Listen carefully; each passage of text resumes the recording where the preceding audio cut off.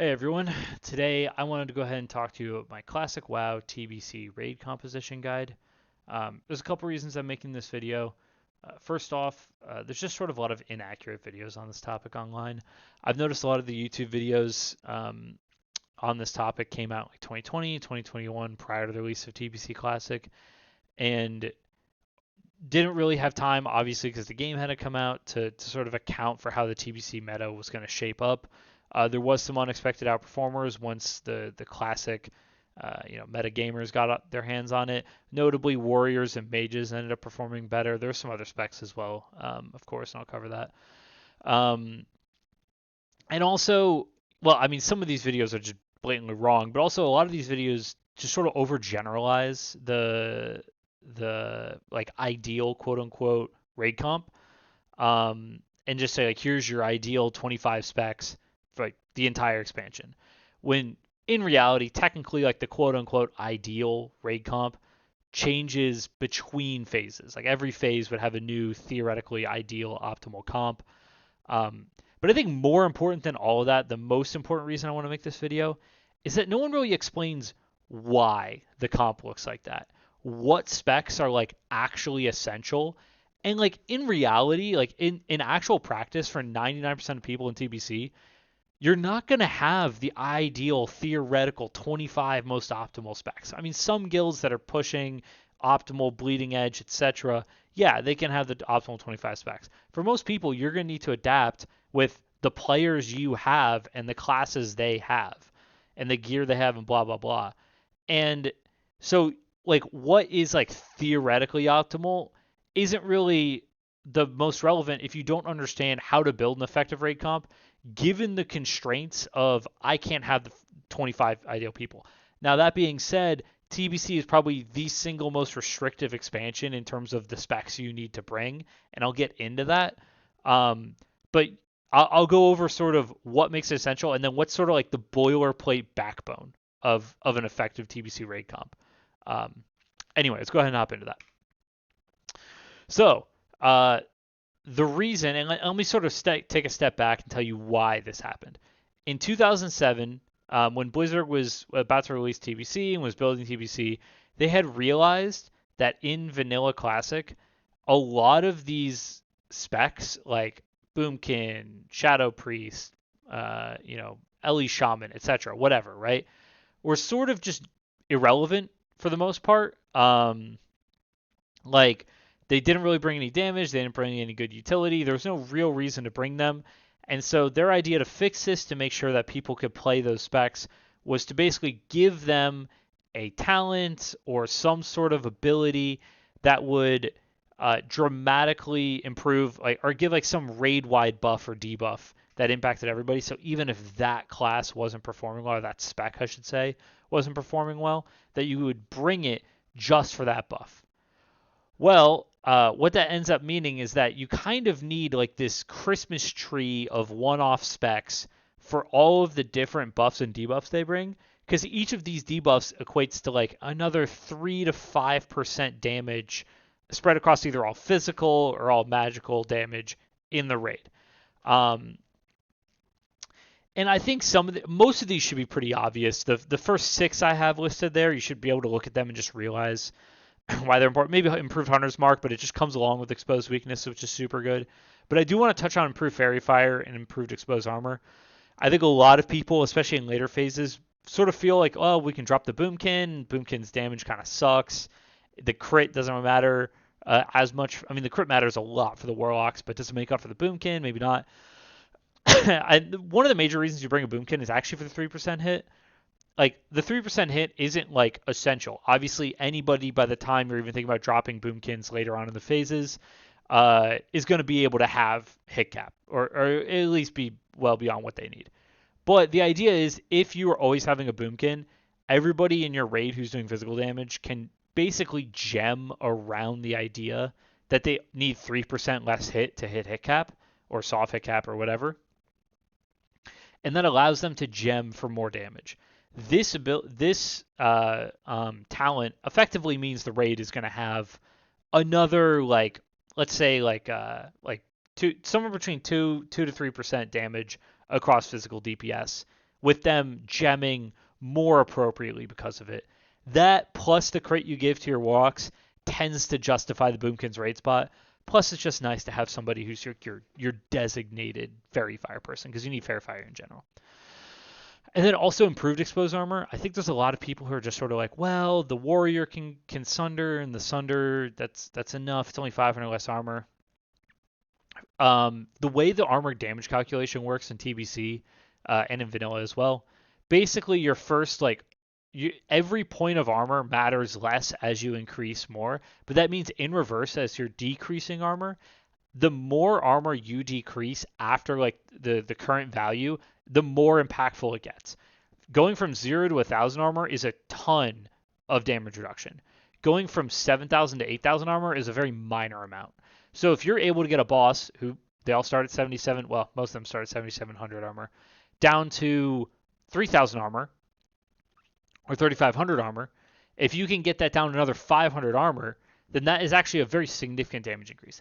In the event of exposed armor, if you're just thinking about improved exposed armor as like the last, like that extra 500-600 whatever it is armor debuff, as like the last 500 armor, if you were just going to go Sunder instead, that actually comes out to about a 3-4% damage increase for all physical DPS across your raid, which is about the same amount as a Blood Frenzy, which is already one of the most insane talents in the game. So improved exposed armor is actually really strong. People don't realize how impactful that ability is, but it does justify the rogue spot. I know a lot of people are like, ew, icky yellow class. It is super good. You definitely still need, well, you still want, but definitely still need a rogue because they have that multiplicative damage increase across the raid, just like every other spec here. Obviously, I don't have shamans on here. I'm going to get into shamans and then sort of how the raid comp looks. Obviously, you need shamans, but these are just for your raid buffs and debuffs. For the raid buffs, you need your 3 paladin blessings. That's going to change depending on what class, which blessings they're getting. And then for the warlock, you need 2 warlock curses, curse of wreck, curse of elements, to boost your raid damage for the same as everything else up here, right? It's all about having these buffs and debuffs that increase raid damage multiplicatively across your raid, and when you stack them all together, it's actually a very significant 10, 15, whatever percent increase in damage across your raid. It's actually very insane. So let's go ahead and talk about what is actually your backbone of a comp and how it looks. You can sort of move these around, and in practice, you're going to have different ways this will shape up for you, but I just want to show you sort of how it looks. You can see on the left there, I have sort of what your minimum role and spec requirements are. So you need 1 main tank. A lot of bosses in TBC can actually be solo tanked, so you often only need 1 main tank. Now, everybody who's looking at this who's played TBC is looking at Group 1 and saying, well, where's the Feral Druid? Technically, you don't need a Feral Druid to main tank. This is just the essential minimums. But in practice, your Group 1 is locked. There's going to be a Feral tank there. You need an off tank. Normally, that's also like a Feral Druid or a Prop Pally, depending on the situation. You would normally have a Feral Druid in Group 2. But you need 3 Paladins, and bringing a Prop Pally is actually pretty good. It's really convenient. It's almost necessary for some raids. The AoE threat is obviously insane on a Prop Pally. So they tend to be very good for that. Also, TBC is going to have... we're going to have in Anniversary Edition, we're going to have dual spec. So technically Proc could swap, and there could be swaps there, and blah, blah, blah. Prot Warrior versus Fury Warrior is actually more viable now as an off tank because you could just swap Fury Warrior, which does more damage than Feral DPS. So anyway, all I'm getting at here is that there's sort of arguments for all these. So I don't want to sort of lay out in stone your main tank has to be this, your off tank has to be this, especially considering Anniversary, which has dual spec on it. But going into the specs, you need your Arms Warrior for the debuff. You need your Rep Paladin because it is the single most insane buff in the game. You need a Combat Rogue for improved exposed armor. And most importantly, and this is something you're going to need to know throughout the expansion, if you have melee DPS, they must have an Enhancement Shaman in the group. This means... And now, in general, you're going to need you're going to need at least 4 shamans for Bloodlust / Heroism. In practice, ideal is often like 5 or 6, but you're going to need at least 4. But any melee DPS must have an enhanced shaman. the difference in damage a melee will do with an Enhanced Shaman and without an Enhanced Shaman is insane. It is often 10, 15, 20, even 30% more damage per each of these specs. Without an Enhanced Shaman, there is almost no reason to bring those melee DPS specs. You must have an Enhanced Shaman in those groups. And I'll get into sort of like how you can build out these groups later for like later phases if you have a lot more warriors and such. But like group 2, if you're going to have another melee group, it goes group 2, you swap that rest shot for enhanced, you must have an Enhanced Shaman with every single warrior, paladin, and rogue that is doing melee damage. Anything that benefits from Wind Fury must have Wind Fury or it is not a viable spec in this game. You're going to need your Serve Hunter just for those exposed weakness and improved Hunter's Mark that I showed in the previous slide. For Shamans, obviously you need Heroism. I don't know if they're going to have sated. We don't know the changes yet. I'll be sure to adjust this guide if they do significant changes. But assuming they don't, at least 4. Everybody's going to want Shamans. Everyone's going to want more Shamans than they can ever get their hands on. But in reality, you're going to need at least 4. And one of those is going to be Enhanced, and one of those is going to be Ellie. In Sunwell, you can maybe make the argument for swapping that out for a Resto, but it's not really that big of a difference. You still need a Shaman in the group. It almost might as well be Elemental. It's not that big of you're not really getting that much more damage out of another spec in another group. It's just a little silly. A Balanced Druid, again, improved Fairy Fire, that 3% hit for physical DPS, very important. The 2 Warlocks, you need them for the curses. You also need one of those Warlocks to be Affliction for Malediction. That extra 3% spell damage is very relevant. It adds up across the raid, and it means that Affliction Lock is an essential spot, even though obviously Destruction does more damage individually. It's not that far off. Mage, I put a little asterisk here. Technically, you don't need a Mage. They bring Arcane Brilliance for the extra intellect. That's actually very nice for everything with a mana bar, but it's not actually necessary. And technically, especially tier 4, you could technically literally just have a mage outside, buff Arcane Intellect on everybody, and then kick them from the group.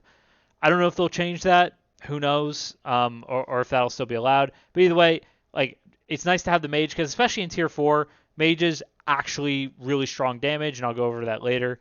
But obviously, if you don't know already, the damage spec on mage that does a lot of damage is Arcane, and they need a shit ton of support, so you can't run too many of them.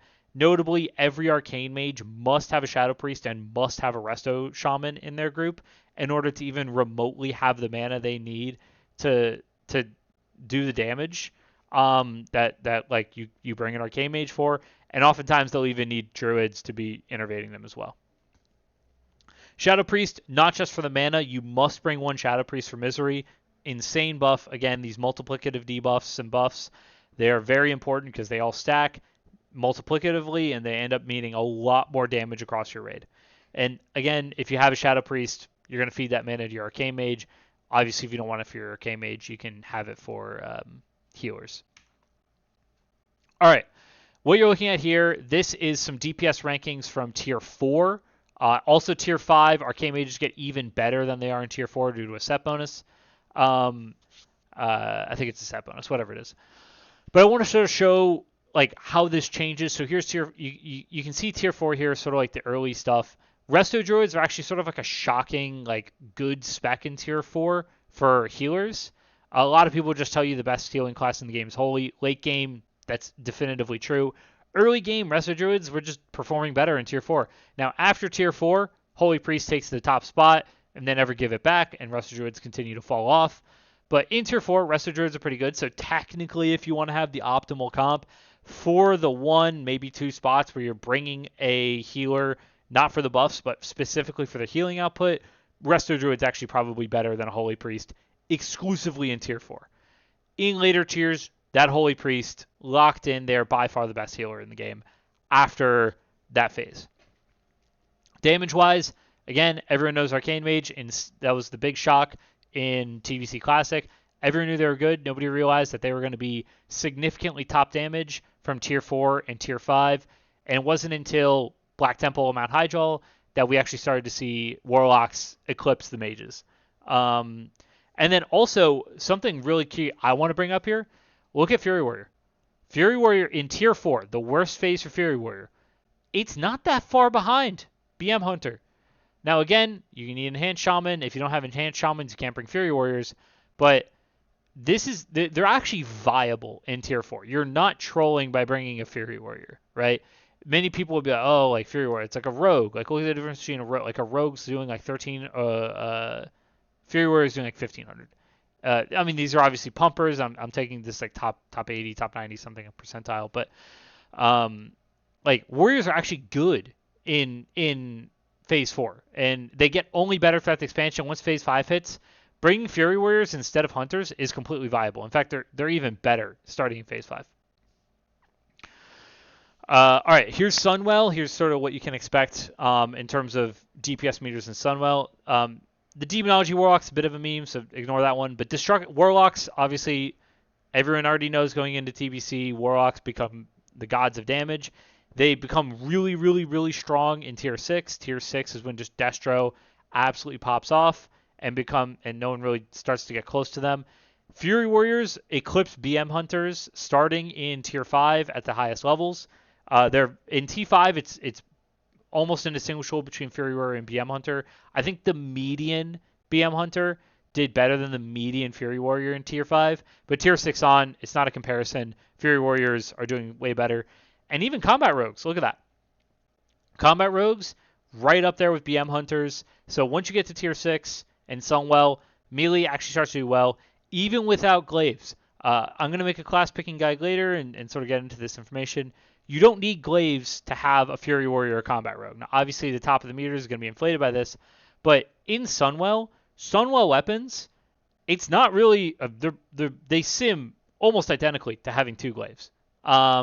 Now, and not almost identically, you will do more damage with 2 Glaives, but it's not that far off. Not to the point that you're going to be like, well, this class is irrelevant without Glaives. No, the class is still very good even without Glaives. Hence why even Arms Warrior is up there. Yeah, now technically you don't have to be doing anything with arms. Anyway, but what I'm trying to say is, like, here's sort of like early on, if you're looking to fill spots, like what's your top damage, look for mages. You can run 2-3 mages in Phase 4, or Tier 4, I mean. And then once you get to later phases, you're really going to want those Warlocks. Arcane Mage kind of just doesn't keep up at that point. Fights are longer. They go, there's a lot of problems. All right, so let's talk about some ideal raid comps. In Tier 4, what I have here is sort of like a sort of stock standard Tier 4 raid comp. Again, your Group 1, realistically in practice, is going to be completely locked the entire expansion. You're going to have Feral, Arms, Ret, Combat, Enhancement. That's your Group 1 in any effective raid comp. That is the 5 specs you need in Raid 1. It covers so many raid buffs and debuffs. They synergize really well. The Feral tank buffs the rest of the group. It's a great group. In Tier 4, BM Hunters do better than melee. They also don't require Enhanced Shaman, so you can use that as a resto. Now, Enhanced does give them some benefits and benefits their pet. And, like, obviously, they have the Agitone and blah, blah, blah. So, like, it's not like a BM Hunter will get more damage out of Enhance, but the damage added by an Enhanced Shaman over a resto Shaman really doesn't justify, like, bringing that Enhanced Shaman over just another DPS. So I'd say in Phase 4, don't worry about bringing that second Enhance, because you're not going to have melee in that group, unless you just don't have the Hunters, in which case bring Warriors, but I suspect you'll probably have the Hunters. Group 3, in both, like, this is like your caster pump group. I would suggest throughout the expansion, just have the Warlock pumpers. Just solidify your core of 3 Warlocks, and then have your LE balance to be support for them. The mages, now obviously, like, I would say continue to bring a mage throughout the entire expansion for Arcane Brilliance. Technically, if you didn't even get Arcane Brilliance, it's not the end of the world. But they're really good in Phase 4 and Phase 5. You could even make the argument to bring 3, but again, they need a lot of mana to justify the existence. So if you have a lot of mages, like, cut that Resto Shaman, or not Resto Shaman, Resto Druid out of Group 4, put another mage, move the Resto Druid in another group, and they'll probably go but, like, even in Phase 5, going a little bit, Arcane Mage will still be on top. But once you get to Sunwell, they just get super eclipsed. You don't really want to bring more than 1 mage. And you'll want to have your Shadow Priest more there to boost the healing output of your healers. Notably on Shadow Mages, or Shadow Priests, I should say, they are terrible DPS, like objectively bottom barrel DPS. But if you're progging, bringing 2 Shadow Priests is not the end of the world. So if you're wiping, like the ideal raid comp might not actually be damage, and it might just be bringing another Shadow Priest just because the mana battery aspect of them can mean that like if you have 2 Shadow Priests and like they can basically just give all your healers not infinite mana but like a shit ton of mana back, it can really prevent deaths. So I'm gonna throw that out there as a caveat on the like sort of ideal quote unquote raid comp. Like if you're progging and like maybe your players aren't good enough to just sort of blast everything first try, like you can go for these sort of safer specs like Shadow Priests that can really keep their group alive through Vampiric Touch or Vampiric Embrace and give mana and blah blah blah. Group 5, this is sort of honestly just kind of a little bit of like a cut group.